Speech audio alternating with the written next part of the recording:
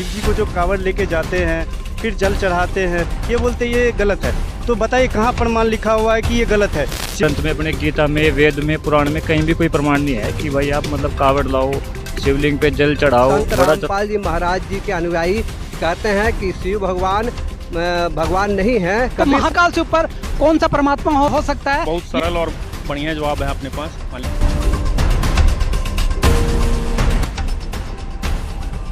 सावन के महीने में और कावड़ लेते हैं, ये बड़ी आत्मा भ्रमित है। सूक्ष्म वेद में लिखा है कि सामन सैल न कीजे, राजा योगी बैठ पतीजे।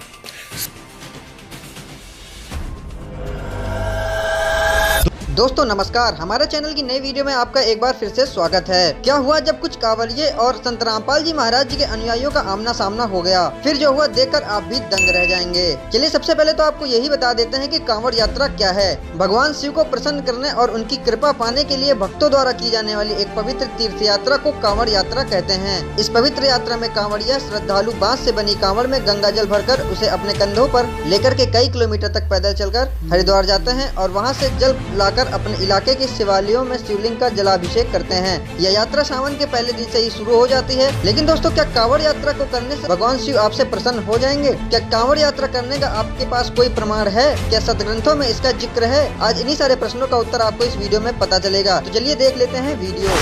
संत रामपाल जी के अनुयायी से मैं ये पूछना चाहता हूँ, ये जो बताते हैं कि मतलब जो शिव जी को जो कांवड़ लेके जाते हैं फिर जल चढ़ाते हैं, फिर व्रत करने के लिए बोलते हैं, ये बोलते ये गलत है।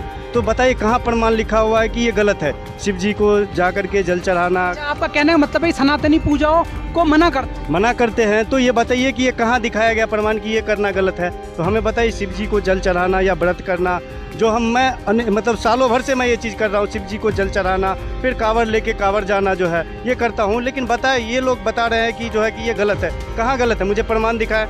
बहुत ही अच्छा इन्होंने प्रश्न किया है कि संत, आपसे मैं इनका उत्तर जानना चाहूंगा कि ये कह रहे हैं कि संत रामपाल जी महाराज जी कावड़ लाने को, शिवलिंग पर जल चढ़ाने को, व्रत उपवास करने को मना करते हैं। आखिर ये सनातनी पूजाओं को मना करने का क्या कारण है? देखिए, मेरे भाई ने बहुत ही अच्छा क्वेश्चन पूछा है कांवड़ यात्रा के बारे में। और ये जो क्वेश्चन है इसका किसी भी सदग्रंथ में, अपने गीता में, वेद में, पुराण में कहीं भी कोई प्रमाण नहीं है कि भाई आप मतलब कांवड़ लाओ, शिवलिंग पे जल चढ़ाओ, व्रत रखो, ये कहीं भी प्रमाण नहीं है। क्या ये गीता में प्रमाण नहीं? गीता में भी नहीं है सर जी, वेद में भी नहीं है, ये कोई प्रमाण नहीं है कहीं। क्या बिना प्रमाण की भक्ति है अभी सनातन धर्म में चल रही है? बिल्कुल सर जी, बिना प्रमाण की भक्ति चल रही है। अच्छा, आप क्या कहना चाहोगे?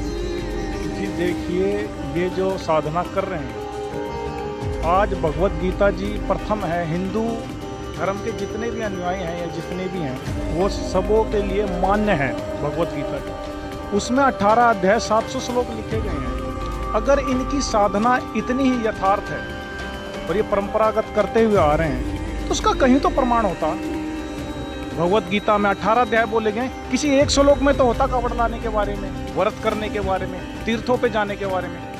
वेद में और भगवत गीता जी में, जो कि चारों वेद का सारांश भगवत गीता जी है, उसमें कहीं पे भी 700 श्लोक में किसी एक भी श्लोक में जो ये साधना कर रहे हैं इसके बारे में कहीं पे नहीं लिखा। इससे पता चलता है कि ये शास्त्र अनुकूल साधना नहीं है। अगर शास्त्र अनुकूल साधना नहीं है तो इसका प्रमाण भी कहीं गीता में होगा, किसी श्लोक में या किसी मंत्र? जी बिल्कुल, गीता के अध्याय 16 के श्लोक नंबर 23 और 24 में लिखा गया है कि उसमें भगवान अर्जुन को कह रहे हैं कि आपके लिए क्या भक्ति कर्म करने योग्य है और क्या नहीं करने योग्य है, इसके लिए ये शास्त्र ही प्रमाण है। शास्त्र हमारी भगवत गीता जी है, जो चारों वेद का सारांश है। सर, आपका क्या प्रश्न है? आप भी पूछिए। सर, मेरा प्रश्न ये है कि मैंने शिव पुराण पढ़ा हुआ है, जिसमें शिव भगवान को ही महामृत्युंजय, महाकाल कहा गया है और भगवान बताया गया है। जबकि संत रामपाल जी महाराज जी के अनुयायी कहते हैं कि शिव भगवान नहीं है, कबीर साहेब भगवान है। तो हमें ये प्रमाण दिखाइए कि कबीर साहेब कहाँ पर भगवान है, किस चीज़ में ये शिव जी को तो महाकाल कहा गया, मृत्युंजय कहा। हाँ जी, महाकाल और शिव जी भगवान है। हाँ, भगवान कहा गया है जी। बहुत ही अच्छा इन्होंने प्रश्न रखा है कि शिव जी को महामृत्युंजय कहा गया है, कालिज्य कहा गया है, महाकाल कहकर संबोधित किया गया है। लेकिन संत रामपाल जी महाराज उनकी पूजा को छुड़वाते हैं। यहाँ तक ये कहते हैं कि उनसे ऊपर भी कोई परमात्मा है, तो महाकाल से ऊपर कौन सा परमात्मा हो सकता है, ये इनके अनुयायियों से जानते हैं। तो सर इनके प्रश्न का आप क्या जवाब देना चाहेंगे? इनके प्रश्नों का जो है सर बहुत सरल और बढ़िया जवाब है अपने पास मालिक की दया से। जैसे ये भाई साहब कह रहे हैं कि शिव पुराण में इन्होंने पढ़ा है कि शिव जी ही जो है सर्वोपरि है, महाकाल जो है सर्वोपरि है, सबसे ऊपरी भगवान है। लेकिन इनको हम प्रूफ के साथ प्रमाण के साथ दिखाना चाहेंगे श्रीमद् देवी भागवत दुर्गा पुराण में, और ये गीता प्रेस गोरखपुर से 138 नंबर पेज पे आप देख सकते हैं। ये संक्षिप्त देवी भागवत तीसरा स्कंद।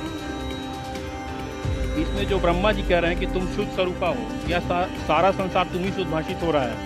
मैं ब्रह्मा और शंकर, ये सर आप देख लीजिए, मैं ब्रह्मा और शंकर हम सभी तुम्हारी कृपा से विद्यमान है। हमारा आविर्भाव जन्म और तिरोभाव मतलब मृत्यु हुआ करता है। केवल तुम ही नित्य हो, जगत जननी हो, प्रकृति और सनातनी देवी हो। उसके बाद यहाँ आप देख सकते हैं सर, भगवान शंकर बोले देवी, जिनको ये सर्वश्रेष्ठ महाकाल मृत्युंजय कालंजय कह रहे हैं, वो भगवान बोल रहे हैं। भगवान शंकर बोले देवी, यदि महाभाग विष्णु तुम्ही से प्रकट हुए हैं, तो उसके बाद उत्पन्न होने वाले ब्रह्मा भी तुम्हारे ही बालक हुए। फिर मैं तमोगुणी लीला करने वाला शंकर, क्या तुम्हारी संतान नहीं हुआ? अर्थात मुझे उत्पन्न करने वाली तुम ही हो शिवे। संपूर्ण संसार की सृष्टि करने में तुम सदा, ये देखिए यहाँ देखिए, स्थिति, इस संसार की सृष्टि स्थिति और संहार में तुम्हारे गुण सदा समर्थ है। उन्हीं तीनों गुणा से उत्पन्न हम ब्रह्मा, शिव एवं शंकर नियमानुसार कार्य करने में तत्पर रहते हैं। अब इसमें ये प्रमाणित हो रहा है कि शंकर भगवान जो है, शंकर जी जो है अपनी जो है माता दुर्गा पे आश्रित है, और वो माता दुर्गा को ही सर्वोपरि और जो अपने से ऊपर और सर्वशक्तिमान और सर्वशक्तिशाली जो है बता रहे हैं। तो किस तरह से आप ये बता सकते हैं कि जो शंकर भगवान ही जो है सर्वोपरि है? तो एक बार और अनुयायियों से इनके विचार सर आप क्या कहना चाहोगे?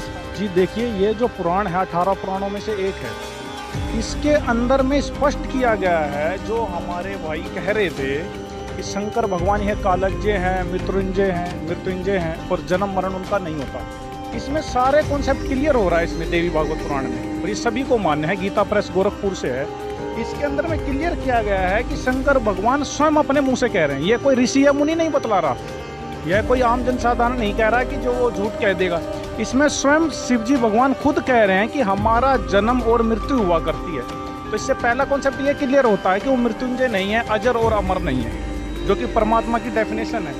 दूसरा ये क्लियर होता है कि ये दुर्गा माता से कह रहे हैं कि हम नियम अनुसार ही कार्य कर सकते हैं, उससे बाहर नहीं कर सकते। अगर किसी के किस्मत में सुख है तो सुख ही देंगे, दुख है तो दुख ही देंगे। तो फिर ये सर्वेश्वर, महेश्वर और स्वयंभू कैसे हुए? ये बात सरासर गलत है, और तत्व ज्ञान से के अभाव में ये बातें कर रहे हैं। संत रामपाल जी के ज्ञान से जब ये परिचित हो जाएंगे तो सारा अंधेरा इनका हट जाएगा। तब इनको क्लियर हो जाएगा कि जो सबसे बड़ा भगवान है, जो सर्वेश्वर है, महेश्वर है, मृत्युंजय है, वो कबीर देव है। क्वेश्चन ये है कि संत रामपाल जी महाराज एक हिंदू संत होते हुए, हिंदू धर्म से बिलोंग करते हुए, उनके तमाम अनुयायी हैं, सभी हिंदू हैं, फिर भी संत रामपाल जी महाराज हिंदू देवी देवता की पूजा के लिए क्यों छुड़वाते हैं? देखिए, जो ये हमारे हिंदू भाई कह रहे हैं, इनको अधूरी जानकारी होने के कारण ऐसा लगता है कि हमारे संत रामपाल जी महाराज जो ब्रह्मा विष्णु शिव जी की पूजा छुड़वाते हैं, बल्कि ऐसा है नहीं। वह उनकी सही मंत्रों की सही साधना बताते हैं, जिससे हम भक्तों को लाभ प्राप्त होता है। हमारे गुरुजी सदग्रंथों में दी हुई प्रमाणिक भक्ति और प्रमाणिक मंत्र देते हैं, जिससे भक्तों को लाभ होता है। अगर कोई व्यक्ति संत रामपाल जी महाराज जी के सत्संगों को जब ध्यानपूर्वक सुनेगा तो इसको ये जानकारी प्राप्त होगी। ऐसा कुछ भी नहीं है, ये एक सिर्फ अफवाह है। आज हमारे साथ ऐसे ही कुछ शिव भक्त मौजूद हैं जिन्होंने कभी न कभी ये प्रक्रिया यानी कि कावड़ यात्रा करी है, और साथ ही साथ हमारे साथ मौजूद हैं संत रामपाल जी महाराज जी के अनुयायी, जो हमको बताएंगे कि कावड़ यात्रा के बारे में गीता, वेद, पुराण आदि धार्मिक शास्त्रों के अंदर क्या बताया गया है और किस तरह से शिव जी की साधना पूर्ण की जाती है। तो समय गवाए बिना हम लोग शुरू करते हैं। जी आपका नाम क्या है? वसंत। तो वसंत जी, आप हमको बताइए कि जो कावड़ यात्रा है, इस कावड़ यात्रा में क्या क्या होता है, कैसे इसको पूरा करते हैं? कावड़ यात्रा है वो श्रावण जैसे चालू होता है, वैसे ही हमारे जो मित्र भगत रहते और उसके बाद हमारे ग्रुप के मतलब पड़ोसी रहते, सभी लोग एक ग्रुप बना के निकलते और एक डंडा रहता है और कावड़ भी लेते और उसमें रस्सी पूरा लपेटा हुआ रहता है, रस्सी पूरा लपेटा हुआ रहता है दोनों साइड में रस्सी लगा करके, और उसके बाद कलश और उसके बाद कोई मटका लगाता है, कोई डब्बा लगाता है, ऐसा लगा करके लेके कावड़ लेके निकलते। एक ट्रेन सेवा रहती है, दूसरी रहती है वो पद यात्रा रहती है, और जो तीसरा रहता है वो डाक बम रहता है। तो डाक बम जो रहता है वो सफ़ेद कपड़ा रहता है, सफ़ेद कपड़ा लेते हैं, छोटा सा बॉक्स डब्बा रहेगा 2 लीटर का 5 लीटर का, ऐसा अपना जितना कैपेसिटी हो वो बांध के फिर वो लेके निकलते घर से। तो सुबह में अगर 10 बजे से अगर यात्रा चालू कर रहे हैं तो रात को 8 बजे तक उनको कंटिन्यू चलते ही रहना है, धूप में जितना धूप रहे कैसा भी रहे। और उसके बाद पब्लिक रहती है और उसके बाद भक्तजन भी रहते हैं और पुलिस वाले भी रहते हैं, कर्मचारी भी रहते हैं, उनको सब सपोर्ट देते हैं। अगर उसको प्यास लगता है तो रास्ते में पानी भी देते हैं, उसको खाना खाना है तो फ्रूट देते हैं, ये देते हैं, सब कुछ उसको देते हुए उसको सपोर्ट देते हुए पूरा आगे उसका यात्रा पूरा करते हैं। तो ये तो बहुत ही ज़्यादा मतलब पीड़ादायक होता होगा उनके लिए। पीड़ादायक रहता है लेकिन फिर भी कष्ट सह करके बोलते भगवान को अगर मिलना है तो कुछ कष्ट सह के ही भगवान मिलते हैं, इसलिए हम लोग को ये चीज़ करना पड़ता है। अच्छा, यहाँ पर उन्होंने बताया कि जो ये कावड़ यात्रा है काफ़ी कष्टदायक है, काफ़ी लंबा दूरी तय करते हैं, कई लोग तो डाक सेवा करते हैं बताया, जैसे कि पैदल जाते हैं। इस साधना के बारे में आप क्या बताना चाहेंगे? जी सत साहिब जी, बोलो सतगुरुदेव की जय। हमारे सतगुरुदेव जी संत रामपाल जी महाराज ने शास्त्र अनुकूल साधना के बारे में बताया है। जो भी पवित्र हिंदू समाज में जो भी प्रचलित साधना है, जिस प्रकार से कावड़ यात्रा का आज ये जिक्र किया जा रहा है, उसमें ये शास्त्रों में इस प्रकार की साधना कोई वर्णन नहीं। ये बहुत ही ये क्रिया भी हठ योग में आती है। हठ योग के बारे में पवित्र गीता जी के तीसरे अध्याय के 8 श्लोक में बोला है भगवान ने कि हे अर्जुन, अगर आप एक जगह बैठकर मेरी साधना करने लगे, तब करने लगे, तो आपका पेट का निर्वाह किस प्रकार से चलेगा। तो हठ योग के लिए पवित्र गीता जी में भी मना किया है। भगवान कृष्ण जी भी इस बार में सपोर्ट नहीं कर रहे हैं, और जो ये भी हमारे जो भाईजन हैं ये बिल्कुल ही शास्त्र विरुद्ध साधना कर रहे हैं। इस प्रकार की साधना का कोई भी प्रमाण नहीं है। और जो जिस विधि से ये भगवान शिव जी को प्रसन्न करना चाहते हैं, तो वो भगवान शिव जी इस प्रकार की गतिविधि से कभी प्रसन्न नहीं होते हैं, और भी वहाँ कष्ट को प्राप्त होते हैं। भगवान दुखी होते हैं, अपने भक्तों का कष्ट, हाथ पाँव में छाले पड़ जाते हैं, भीषण गर्मी में वो जाते हैं। तो इस प्रकार की साधना से भगवान शिव जी नाराज होते हैं, खुश नहीं होते हैं। खुश किस प्रकार से होते हैं? उनका एक पवित्र मंत्र है, उस पवित्र मंत्र को संत रामपाल जी महाराज हमें प्रदान करते हैं, और हम उस मंत्र का जाप करते हैं, 108 बार उसका जाप करते हैं, तो हमें पूरा लाभ भगवान शिव जी ऑटोमेटिक देते हैं। तो दर्शकों, संत रामपाल जी महाराज जी के शिष्यों का तो बिल्कुल स्पष्ट मानना है कि कावड़ यात्रा किसी भी तरह से फायदेमंद नहीं है, और शिव जी को प्रसन्न करने का गलत बोल रहे हो सर आप। इन्होंने जो बताया वो बिल्कुल गलत है, मैं इस बात से बिल्कुल सहमत नहीं रखता। और जैसा कि इन्होंने कहा है कि उनको ऐसी साधना करने से हमें पीड़ा होती है, तो हम ऐसी पीड़ा को सहन कर सकते हैं, क्योंकि हमारे भगवान ने भी जहर पिया था। तो हम थोड़ी बहुत पीड़ा अगर सहन कर लेंगे तो फिर हमारा उससे लाभ ही मिलेगा, हमें हमारे पितरों को लाभ मिलेगा। गंगा जी में नहाने से हमारे दुख दूर होंगे। और ये कह रहे हैं कि इनके पास कोई मंत्र नहीं है। हमारे पास मंत्र कैसे नहीं है? हमारे शिव पुराण में ओम नमः शिवाय मंत्र है हमारे पास। गलत बोल रहे हैं सर ये। तो यहाँ पर ये इनका स्पष्ट मानना है कि कावड़ यात्रा करने से इनके पितरों का मोक्ष हो जाता है, और जो ओम नमः शिवाय मंत्र का जो ये उच्चारण करते हुए जाते हैं वो सबके सब जो है वो शास्त्रों में लिखे हुए हैं। जी सत साहिब जी, हमारे सदगुरु जी संत रामपाल जी महाराज ने हमें बताया है, जो आपने भी बोला कि कावड़ यात्रा करने से हमारे पितरों की मुक्ति होती है या उनको वो अन्न पानी जो है प्राप्त होता है, तो ये बिल्कुल सरासर गलत है। यदि आपको नहीं पता है तो गुरु जी की दया से हम आपको बताना चाहेंगे कि श्रीमद् भागवत गीता के अध्याय 9 के श्लोक नंबर 25 में साफ साफ लिखा हुआ है कि पितृ पूजोगे तो पितरों को प्राप्त होगे, भूत पूजोगे तो भूतों को प्राप्त होगे, और काल ब्रह्म खुद कहता है कि यदि मेरी पूजा करोगे तो मुझे प्राप्त होगे। तो और आप ये देखो, कावड़ यात्रा में आप इतनी दूर दूर तक जाते हो, सावन के महीने में सबसे ज़्यादा जीव जंतु जो है धरती पर वो चलते रहते हैं, और हमारे पैरों के नीचे कितने कीड़े मकोड़े हमारे जो है पैरों से जो है दब के मर जाते हैं। तो उसका दोष किसको जाता है? आपको वहाँ पर फल प्राप्त होता है या उसका दोष लगता है? इसका अध्ययन आप खुद कर सकते हो कि इतनी ज़्यादा जो है हम जो है जीवों की हत्या करते हैं, तो उसका हमें पुण्य मिलेगा, पाप मिलेगा। और मैं एक एग्जांपल बताना चाहता हूँ। अभी कुछ दिन पहले की बात है कांवड़िए लोग कुछ जो है जा रहे थे, हरिद्वार को जा रहे थे। वहाँ पर एक धनी सेठ अपनी कार से अपने पूरे परिवार के साथ आ रहा था। उसका हुआ क्या, उसने जैसे ही वहाँ पर कदम रखा और कांवड़ियों ने थोड़ा सा एक कांवड़ियों को टक्कर सा लग गया, तो उन्होंने पूरा जो है डंडा लेके और पूरा का पूरा उसके कार को पीट कर एकदम ख़त्म कर दिया। बच्चे किसी तरह अपना वो पति जो है उसका तो था, अपने पत्नी को बच्चों को लेकर तुरंत भागा। तो इस तरह से ये बताओ, ये कांवड़ यात्रा आप पुण्य करने के लिए जा रहे हो या पाप करने के लिए जा रहे हो? तो जिसका तो खंडन श्रीमद् भागवत गीता में भी कहा गया है, ये सरासर मना है जी। जैसे हम देखते हैं अपने हरियाणा में, राजस्थान में, उत्तर प्रदेश में विशेषकर, तो क्या करते हैं सावन के महीने में और कावड़ लेते हैं ये बोली आत्मा भ्रमित और पैदल आते हैं। सूक्ष्म वेद में लिखा है कि सामन सैल न कीजे राजा योगी बैठ पतीजे। सामन में इतना पाप होता है जीव को भ्रमण करने का, सैर सपट्टे करने का, इतना सारा साल में नहीं होता। क्यों? क्योंकि सामन में आप देखते हो छोटे मोटे कितने जीव जंतु उत्पन्न हो जाते हैं और सब भर जाती है पृथ्वी। और उस समय में ये कावड़ लाने की शिक्षा दे रखी है, तो वहाँ से लेकर वहाँ तक अरबों खरबों जीवों को मार डालते हैं। तीर्थ बाट चले जो प्राणी सो तो जन्म जन्म उड़ जानी, जा तीर्थ पर कर है दानम आवत जात जीव मरो और वानम। होय होय पर भी लेन जात है दुनिया हमरा ज्ञान किने ना सुनिया। अब क्या बताते हैं परमात्मा कि तीर्थ बाट चले जो प्राणी, तीर्थ के लिए जो यात्रा करने जाते हैं, पुण्यात्माओं विचार करो, इस ज्ञान से आपको महसूस होगा कि सचमुच या गलती भारी बन गई थी। जैसे हम देखते हैं अपने हरियाणा में, राजस्थान में, उत्तर प्रदेश में विशेषकर, तो क्या करते हैं सावन के महीने में और कावड़ लेते हैं ये बोली आत्मा भ्रमित और पैदल आते हैं। सूक्ष्म वेद में लिखा है कि सामन सैल न कीजे राजा योगी बैठ पतीजे। सामन में इतना पाप होता है जीव को भ्रमण करने का, सैर सपट्टे करने का, इतना सारा साल में नहीं होता। क्यों? क्योंकि सामन में आप देखते हो छोटे मोटे कितने जीव जंतु उत्पन्न हो जाते हैं और सब भर जाती है पृथ्वी। और उस समय में ये कावड़ लाने की शिक्षा दे रखी है, तो वहाँ से लेकर वहाँ तक अरबों खरबों जीवों को मार डालते हैं।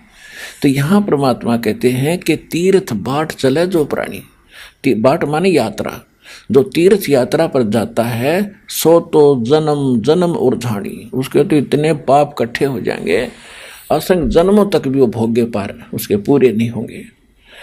और जा तीर्थ पर कर है दानम आवत जात जीव मरे अरबानम। तीर्थ पर जाकर दान कर दिया, एक दो कंबल बांट दिया, कितना प्रसाद बांट दिया, चूरी कूट कर खवा दी, और वहाँ से वहाँ तक पाप कितने इकट्ठे कर लिए।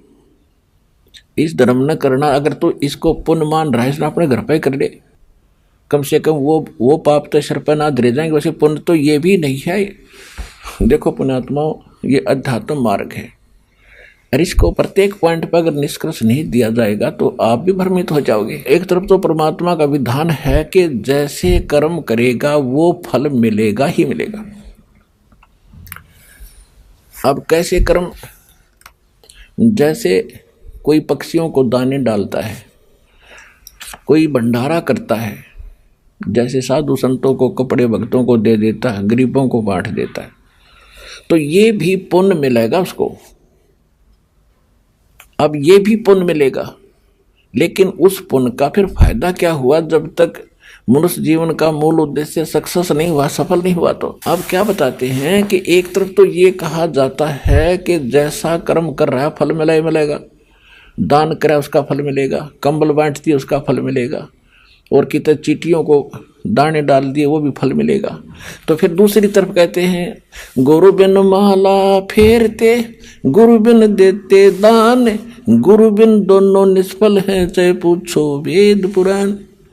फिर ये भी कहा कि गुरु के बिना दान देते व्यर्थ है, तो इसका मतलब वो गलत हुआ। तो इसको समझने में अंतर है, क्योंकि ये सूक्ष्म वेद है, ये कोड वर्ड है, परमात्मा का दिया ज्ञान है।